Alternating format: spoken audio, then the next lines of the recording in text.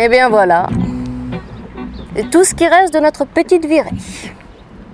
Camarades, c'est le moment de choisir votre camp. Et il était temps avec l'arrivée du printemps. Printemps bien français, qui voit fleurir ce qui est censé flétrir et flétrir ce qui est censé fleurir. Les fleurs du mal. On s'apprête déjà à les cueillir. Eh bien, c'est le moment ou jamais de se déterminer à être ou ne pas être bienveillant.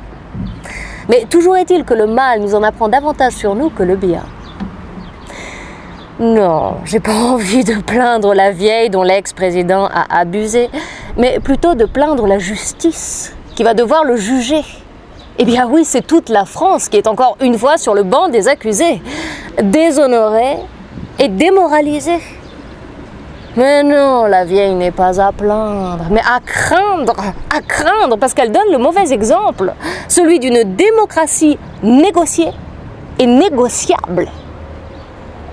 Il paraît que tous les indices étaient concordants pour mettre en examen l'ancien président, sous prétexte qu'il est injusticiable comme un autre. Mais il n'en est rien, un chef d'État ne peut pas être injusticiable comme un autre.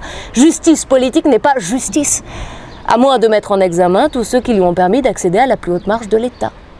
Nous autres, électeurs, tous responsables et coupables d'avoir incarné cette faiblesse. Nous avons choisi d'être faibles hier, en lui donnant les clés de la caisse. Donc on ne peut pas lui reprocher aujourd'hui de les avoir utilisées pour sa propre légende. Eh bien, il ne nous reste plus pour faire amende honorable qu'à mettre en examen le nouveau président pour le même chef d'inculpation à une virgule près, puisque la victime n'est pas la veuve L'Oréal, mais la France privée d'idéal. Tiens, Tariq Ramadan m'a demandé de suggérer à l'ancien président d'invoquer pour sa défense un moratoire sur la dilapidation de l'argent des vieilles.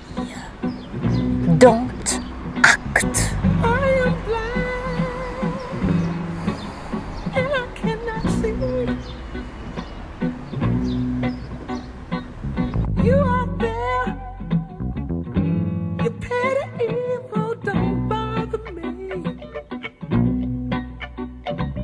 Playing on the clothes you